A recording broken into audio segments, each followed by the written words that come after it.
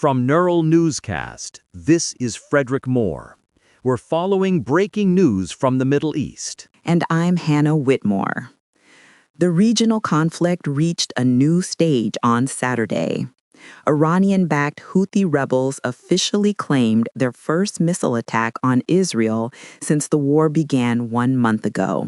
Houthi military spokesman Brigadier General Yahya Saree confirmed the rebels launched missiles toward military sites in southern Israel. This entry into the war significantly increases the risk to global shipping, particularly in the Bab el-Mandeb Strait. About 12% of world trade passes through that waterway. Analysts from the International Crisis Group note that any disruption here would destabilize maritime security and push oil prices even higher. The situation at sea is already strained. Saudi Arabia has been rerouting millions of barrels of crude oil through the Red Sea because the Strait of Hormuz is effectively closed. While Iran agreed Friday to allow some humanitarian and agricultural shipments through the strait, President Trump has set an April 6th deadline for Iran to fully reopen the waterway. Hannah, what can you tell us about the latest strikes reported inside Tehran and Israel? The Associated Press reports heavy strikes in Tehran late Saturday. The Israeli military confirmed it targeted Iranian naval weapons production facilities as part of operations Roaring Lion and Epic Fury. At the same time, Iranian retaliatory fire has struck central Israel. Shrapnel from an interceptor killed a man in his 60s in Tel Aviv, and emergency services in Beit Shemesh report that 19 people were injured when a missile caused damage to several homes and a synagogue.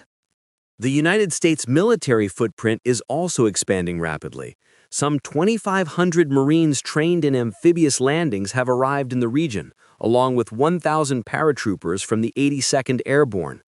This brings the total United States force to its highest level in 20 years. To date, the United States has struck over 11,000 targets in the war. Despite that buildup, Secretary of State Marco Rubio stated that the United States intends to achieve its objectives without deploying ground troops. However, the costs are mounting. More than 24 United States troops were recently wounded in attacks on a base in Saudi Arabia, and the World Health Organization reports that 9 paramedics were killed in southern Lebanon during recent strikes. On the diplomatic front, Pakistan says it will host top diplomats from Saudi Arabia, Turkey, and Egypt on Sunday to discuss de-escalation. But Tehran seems uninterested. Iranian Foreign Minister Abbas Araghchi expressed skepticism about these efforts after rejecting a 15-point action list from United States envoy Steve Witkoff. That proposal included restrictions on Iran's nuclear program in exchange for a ceasefire. Iran's domestic situation may be the most volatile factor here. Reports from the media line suggest the economy is at a breaking point.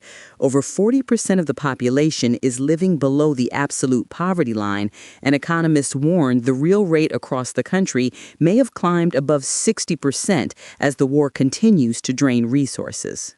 We are also seeing impacts on the ground in the West Bank and Lebanon. The IDF reportedly detained a CNN crew for 2 hours while they were covering settler violence, resulting in an injury to a photographer. In Lebanon, displacement continues as families flee the southern suburbs of Beirut. It is a complex landscape, Frederick, with the Houthi involvement now official and the United States troop surge complete. The focus shifts to the Islamabad talks on Sunday and whether any of the regional powers can find a path to de-escalation before the April 6th deadline. We will continue to monitor these developments. For Neural Newscast, I'm Frederick Moore. And I'm Hannah Whitmore. Neural Newscast is AI-assisted, human-reviewed. View our AI transparency policy at neuralnewscast.com.